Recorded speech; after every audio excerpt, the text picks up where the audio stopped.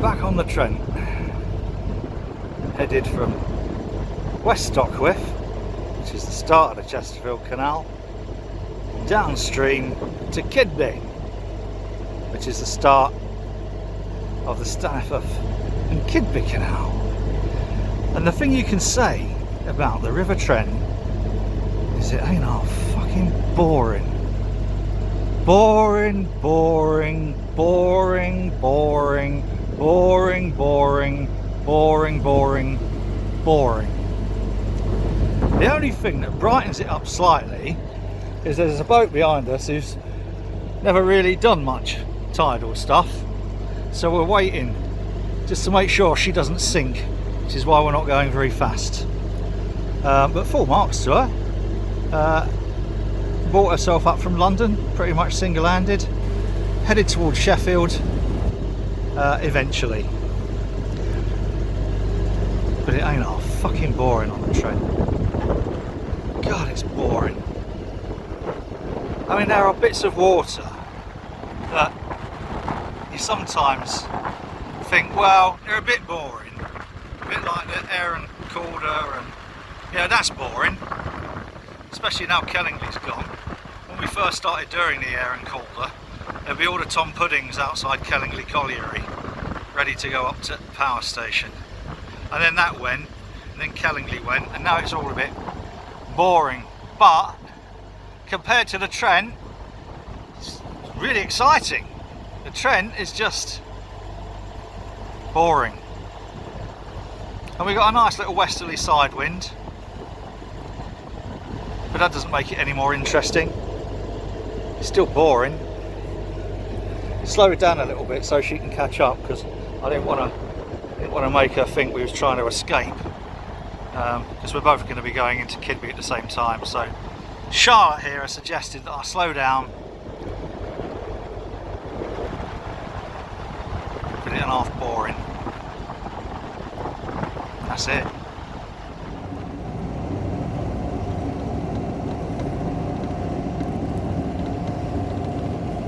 Boring.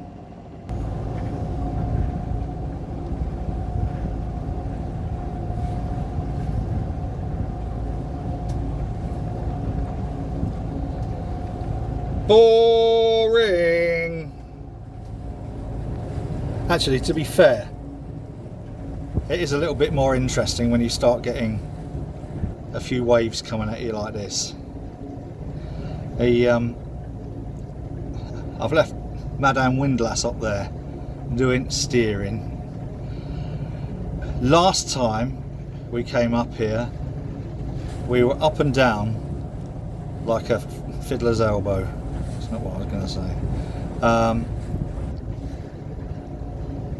And the dog at the time, Max and Charlotte, were both quite green by the time we got into Kidby. And this is partly why people don't really like doing the Trent. It's partly why I do like doing the Trent. It gives you a sense of adventure, because these little narrow boats, they've got a flat bottom. Flat bottom boats aren't really designed for this. But this is now reasonably choppy, and I think Charlotte might now be starting to feel a little bit uncomfortable. So I'm guessing I ought to go and take over. I might do a little bit more filming of this.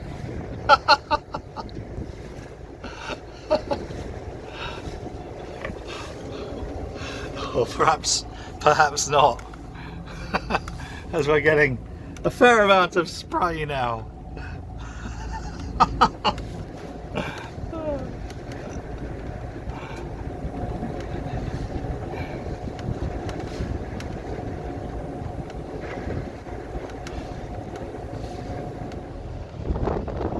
I have taken over the helm in order to let the scared person go inside. And of course, as soon as I did, all those white caps had disappeared. I've slowed down because the girl it brought behind, right the way back there, you can just about make her out. I'm guessing it might freak her out a little bit. She's never done like this type of tidal water before, and if you've not experienced it, I guess it can be more than a little scary. So I'm slowing down just to give her a chance to catch up, so she doesn't feel quite so abandoned. We're not far off Kidby now. We've made reasonable time. A very reasonable time. Hour and a half so far. Obviously, the tide is with us. So backing off a little bit, I reckon probably give it about another half hour before we get to Kidby. So give her a chance to catch up. Poor little thing.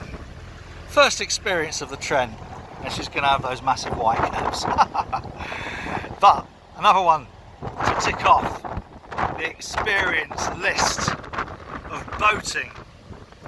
I should imagine the wind has totally knackered the sound on this piece of video, so I might have to overdub it.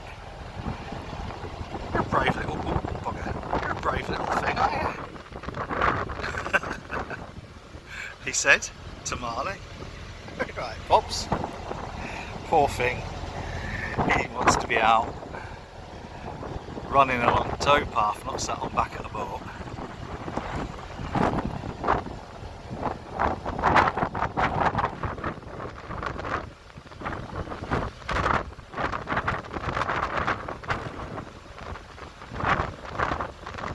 Back at the Vasen railway swing. Well, it's not a swing bridge, sliding bridge.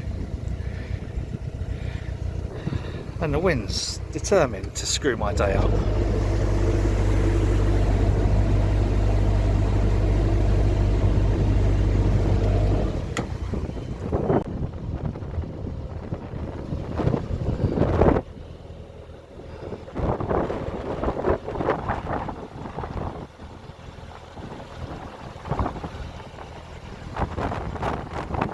The thing I've noticed travelling around as we have over the years is that no lock keeper has the same strategy as the previous lock keeper. I think that's 3 times, 4 times, I'm not sure, 3 or 4 times we've come into Kidby. We've been out more times than we've come in, because once we went out and then down to Nottingham and then across on the Trent and Mersey and then into Liverpool and then back over to Leeds, Liverpool, so back to Leeds then Sheffield. But in all the times we've come into Kidby, we've never been asked to rope up. This guy almost wanted to, have a bondage session, I think, with us and boat next to us, mind you. No, never mind. They all do things differently. And again, going into the West Dockcliff, I think we've done that about 3 times. 4 times, 3 times. Oh, I don't know. Every time we go into West Dockcliff, there's a slightly different way of going about it. This time, coming up into Kidby Lock, I decided I was going to take a nice wide swing and come in, because we had strange wind direction and also the tide, and then apparently the lock, and I did it alright, came around perfectly. It's judging when to put the power on, but the lock keeper then phoned the girl in the boat behind and said, don't do what they're doing. So we sort of like glided into the lock with a little bit of front touch, not too much, but didn't smash against the wall. And then he told her, don't do what they're doing. And so she followed his advice and smashed right into the side of the lock. Just like sometimes lock keepers, I don't know, I think they just try and justify their existence by wanting to give you advice, whilst also kind of not accepting or recognising that, well, actually, you know what, we've done it before, guy, we've done it before. Anyway, we're on the Staniforth and Kidby, and one of the things, the immediate things that you notice is the wind has blown all the duckweed away. How good is that? So we're not sailing through porridge as we did when we came the other way. So all good, all good so far. We're not sure where, windy, we're not sure how far we're going to get tonight, but we made reasonably good time. So bang on a little bit, then we'll have a short hop tomorrow to Thorn and then Doncaster. So that's probably about another 2, 3, 6 hours tomorrow. Gentle pace, well, walking pace. That's a walking pace there. So we're going to go bang out a few of these bridges for this girl on the boat behind, because she's single-handed. She's going to moor up somewhere because she's got to go back to London tomorrow for a meeting. That's a bit weird though, isn't it? You'd have thought, you know, you'd plan a little bit of a trip and try and fuck your meetings off, but anyway. What a nice evening. The sun's breaking through. A few dark clouds, but all in all, what a banging day, apart from the little white caps. The waves! The waves, the waves.